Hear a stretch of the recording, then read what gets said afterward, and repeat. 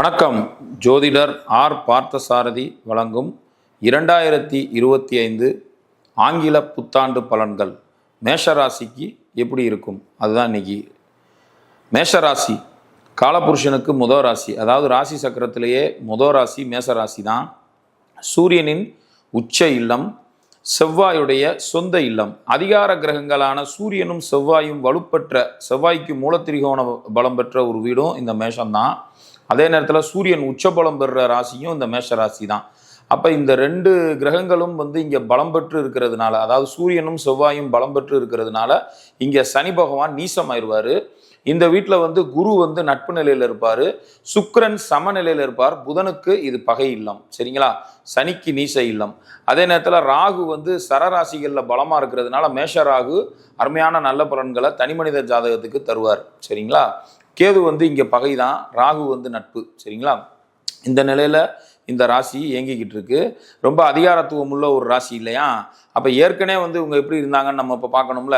ஏற்கனவே இந்த மேஷராசிக்காரவங்களுக்கு பார்த்தீங்கன்னா 2ஆம் இடத்துல குரு இருந்தார், குரு 2ல் இருந்தார், சனி 11ஆம் இடத்துல இருந்தார், ராகு கேது 6-12 இருந்தது. ஓரளவுக்கு மேஷராசிக்காரவங்களுக்கு பொதுவான கோச்சார பலன்கள் ஓரளவுக்கு நல்லா இருந்திருக்கும். ஜாதக தசா புத்தியின் அடிப்படையில் நல்ல தசா புத்தியை சந்திச்சிருந்தாங்கன்னா மேஷராசிக்காரவங்க கடந்த காலங்களில் நல்லா இருந்திருப்பாங்க. வீட்டில் சுபகாரியம் நடந்திருக்கும், வருமான பெருக்கம் ஏற்பட்டிருக்கும், நிறைய நல்ல விஷயங்கள் நடந்திருக்கும். இப்போ 2025 பாருங்க, மார்ச் மாதம் சனி பயிற்சி ஆகிறாரு, மே மாதம் குரு பயிற்சியும், அதே மே மாதம் ராகு கேது பயிற்சியும் ஆகுது திருக்கணித பஞ்சாங்க அடிப்படையில். சரிங்களா? இது என்ன மாதிரியான விளைவுகளை இந்த மேஷராசிக்காரவங்களுக்கு கொடுக்கும் அப்படிங்கிறத நம்ம இப்போ பார்ப்போம். இப்போ மேஷராசிக்கு பார்த்தீங்கன்னா குரு 2ஆம் இடத்துலேருந்து 3ஆம் இடத்துக்கு நகண்டு போகிறாரு.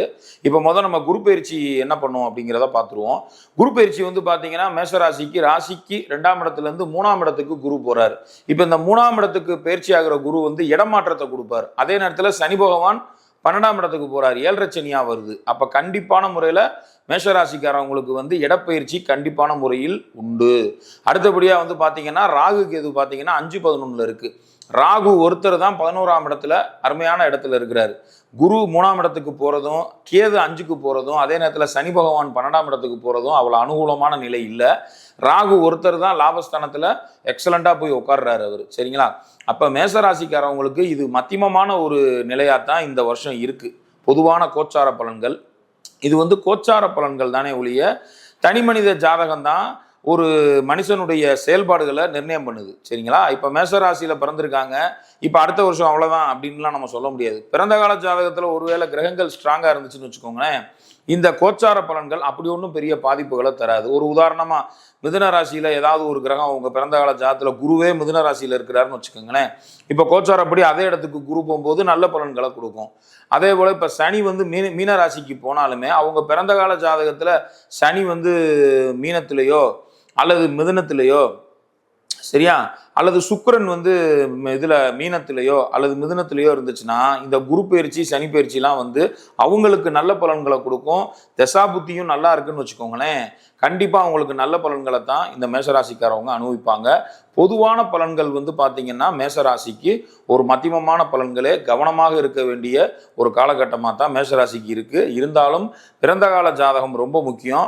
பிறந்த கால ஜாதக அடிப்படையில் தான் எந்த ஒரு விஷயமும் நிர்ணயிக்கப்படுது. சரிங்களா? பிறந்த கால ஜாதகத்தில் எந்த பாவத்தில் எந்த கிரகம் நின்று என்ன சாரம் வாங்கியிருக்கு, சனி என்ன சாரம் வாங்கியிருக்கு, குரு என்ன சாரம் வாங்கியிருக்கு, ராகு கேது என்ன சாரம் வாங்கியிருக்கு, பிறந்த கால ஜாதகத்தில் அவங்களுக்கு கிரகங்கள் என்ன மாதிரியான நிலையில் இருக்கு, கோச்சார கிரகங்கள் பிறந்த கால ஜாதகத்துடைய கிரகங்களோட எப்படி டச் ஆகி போகுது, இதெல்லாம் பார்த்து தான் நம்ம தெள்ள தெளிவாக முடிவெடுக்க முடியும்.